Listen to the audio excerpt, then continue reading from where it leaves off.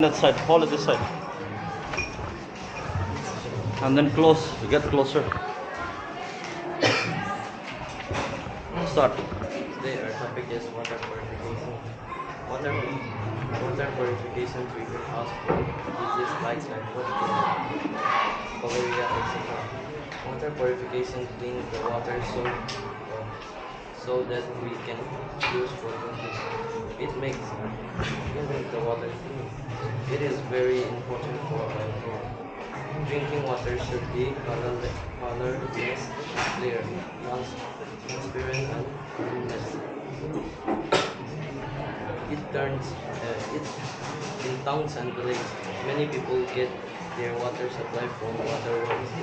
The source of water from what the source of water from water works is either or nearby river or lakes and needs purification before use.